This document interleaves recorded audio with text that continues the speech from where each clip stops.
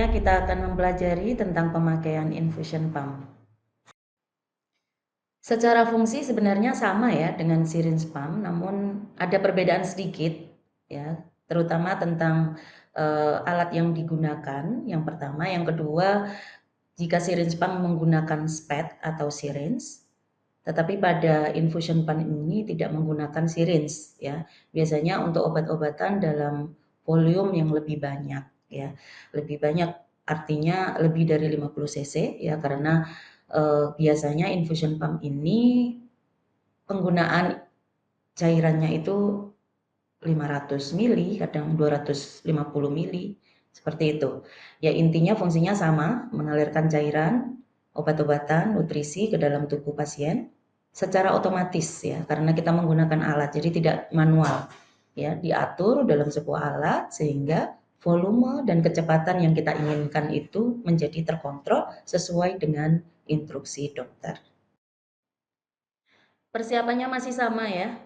Jadi apapun alat yang akan kita gunakan, ya, terutama pada alat-alat yang menggunakan power listrik, ya, sebaiknya dan seharusnya kita harus ngecek dulu nih, apakah baterainya ada, kalaupun tak ada itu colokannya juga harus ada, ya, koneksi kabelnya itu juga harus ada gitu. Jadi pastikan semuanya itu ada sehingga ketika kita mau menggunakan, kita akan menggunakan dengan charge baterai ataupun langsung kita sambungkan ke power listrik itu sudah oke aja gitu.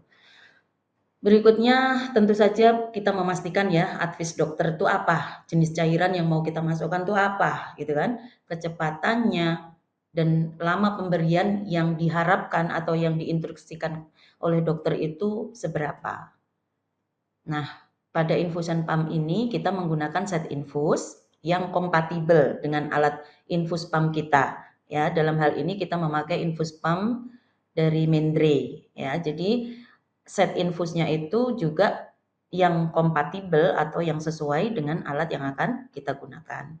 Dan jangan lupa kita mengedukasi pasien dan keluarga untuk mengurangi kecemasan ya, karena biasanya kalau pasien yang belum pernah ya, terutama yang belum pernah itu akan merasa kayak bertanya-tanya gitu, ini saya mau diapain gitu kan. Nah, jadi pastikan teman-teman mengedukasi pasien bahwa ini adalah alat untuk membantu memberikan cairan dengan kecepatan yang akurat.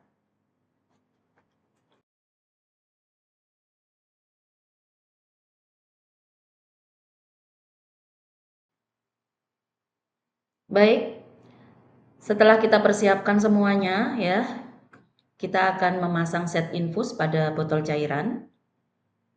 Kemudian kita memastikan juga tidak ada kebocoran dan udara yang ada di set infus tersebut.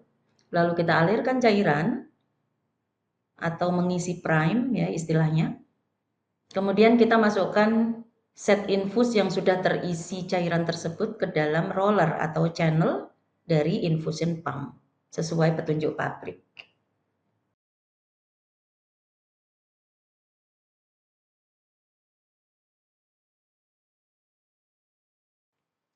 Setelah semuanya siap, kita akan nyalakan alat dengan menekan tombol power. Dan seperti pada syringe pump juga ya, kita akan memilih mode, masukkan kecepatan aliran mili per jam, dan total volume sesuai advice dan order dokter. Lalu kita tekan tombol start untuk memulai proses infus.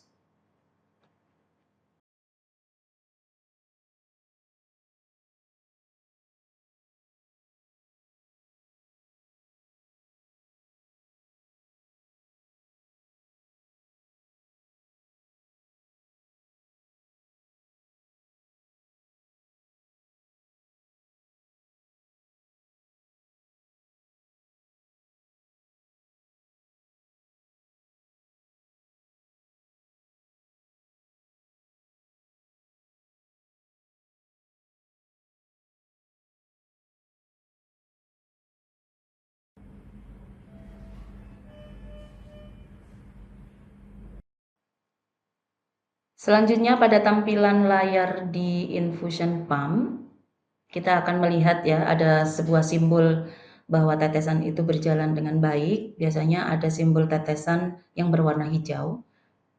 Dan Jangan lupa setiap waktu kita datang ke pasien itu kita juga memperhatikan proses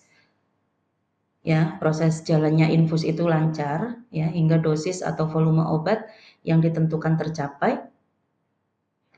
Setelah seluruh cairan habis dalam waktu yang kita inginkan atau sesuai dengan yang kita set ya, selanjutnya hanya tinggal tekan tombol stop pada alat untuk menghentikan proses pemberian obat dan kita matikan peralatan, melepas infus set beserta botol infusnya.